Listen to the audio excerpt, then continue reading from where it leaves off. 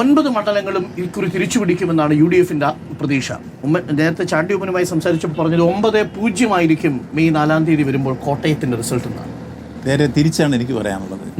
9-ാം തീയതി റിസൾട്ട് വരുമ്പോഴേക്ക് ഈ പറഞ്ഞവരൊക്കെ തിരുത്തി പറയേണ്ടി വരും. ഞങ്ങളിപ്പം നിലവിൽ 9-ൽ 5 പിടിച്ചിട്ടുണ്ട്. 9 പിടിക്കാനുള്ള ശ്രമങ്ങളിലേക്കാണ് ഞങ്ങൾ നടന്നു നീങ്ങിയിട്ടുള്ളത്.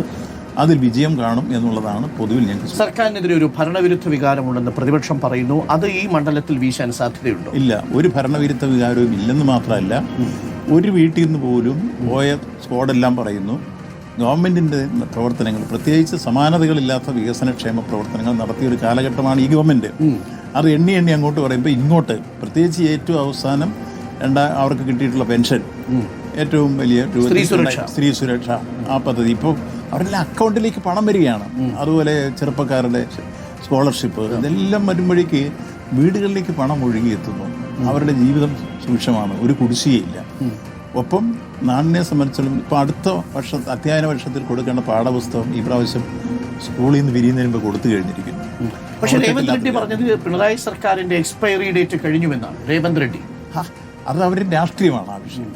ആ തികഞ്ഞ രാഷ്ട്രീയ കാര്യമാണ് പറയുന്നത്.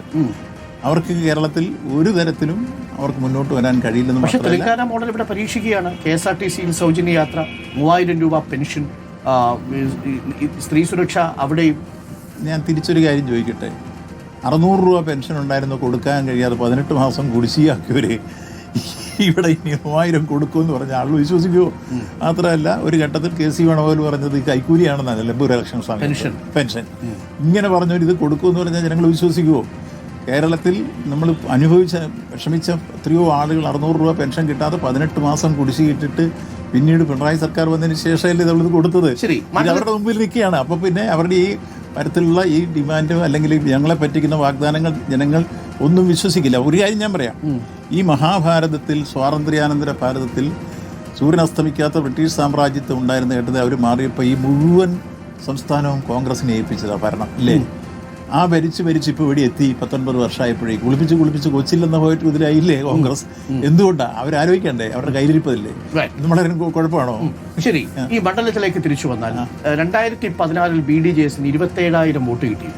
ഇന്നിപ്പോൾ അവിടെ മത്സരിക്കുന്നത് കരുത്തരായ സ്ഥാനാർത്ഥിയല്ല, അവർ നിർത്തിയിരിക്കുന്നത് 2020.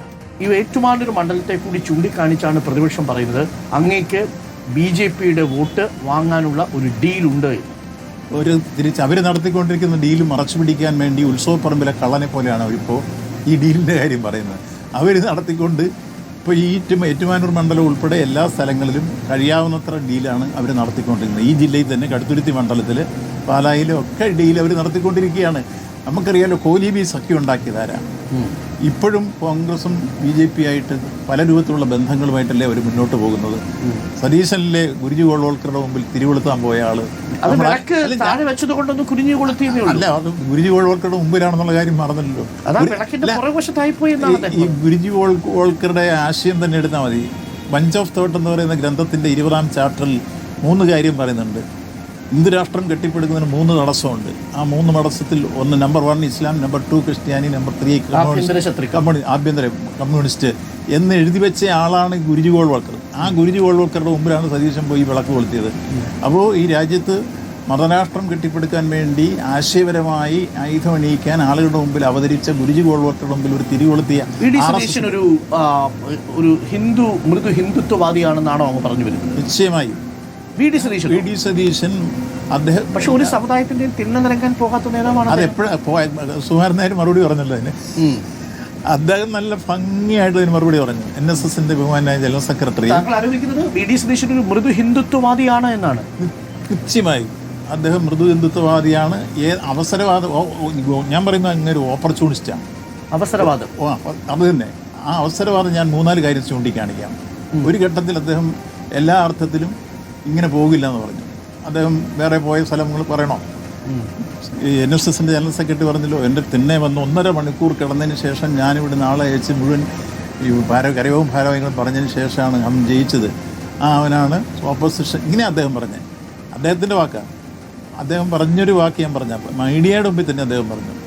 അങ്ങനെ ചെയ്ത് ജയിച്ച ഒരാൾ ഒരു പൊസിഷനിൽ വന്നപ്പോഴേ ഞാൻ കണ്ട സമുദായ നേതാക്കന്മാരുടെ തിണ്ണ നിരങ്ങാൻ പോകില്ല എന്ന് പറഞ്ഞു. അതിനുശേഷം പിന്നീട് എത്രയോ ഘട്ടത്തിൽ അദ്ദേഹം വന്ന് ചില ബിഷപ്പന്മാരുടെ അടുക്കൽ, സമുദായ നേതാക്കന്മാരുടെ അടുക്കൽ അദ്ദേഹം പോയതിൻ്റെ ചിത്രങ്ങൾ സഹിതം എണ്ണി പറയാറുണ്ട്.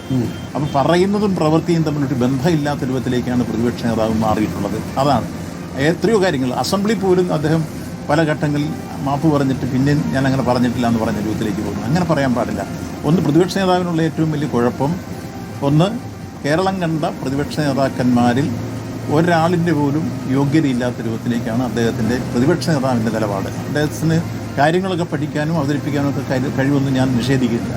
പക്ഷേ സമയത്തതയോടെ, സഹിഷ്ണുതയോടെ, സംയമനത്തോടെ ആയിരിക്കണം ഒരു പ്രതിപക്ഷ നേതാവ് പ്രശ്നത്തെ സമീപിക്കുക. അത് നിങ്ങളെ ഇത്രയും അധികം ബുദ്ധിമുട്ടിച്ചു എന്നതുകൊണ്ട് മാത്രമാണ്? ഒന്നല്ലല്ല, ഞങ്ങൾ എന്ത് ബുദ്ധിമുട്ടിച്ചു? ഒരു ബുദ്ധിമുട്ടിക്കലും. ഞാൻ ചോദിക്കുന്ന, അദ്ദേഹം സംവാദത്തിന് വെല്ലുവിളിച്ചിരിക്കുകയാണ് പ്രതിപക്ഷ നേതാവ്. മുഖ്യമന്ത്രി ഫേസ്ബുക്കിലാണ് സംവാദം എന്ന് പറയുന്നത്. അല്ല, അത് അവർ തമ്മിലുള്ളത്. ഞാൻ പറഞ്ഞ അസംബ്ലിയിൽ അനുഭവപ്പെട്ട കാര്യം ഞാൻ അസംബ്ലി ഓപ്പണായിട്ട് തന്നെ പറഞ്ഞിരുന്നു. അദ്ദേഹം എടുക്കുന്ന നിലപാടുകളെ സംബന്ധിച്ചോളം ഒരു പ്രതിപക്ഷ നേതാവിന് ഉണ്ടാവേണ്ടത് തികഞ്ഞ സംയമനം, സമയത്തത, സഹിഷ്ണുത എന്ന കാര്യങ്ങളാണ്. അത് അദ്ദേഹത്തിനില്ല.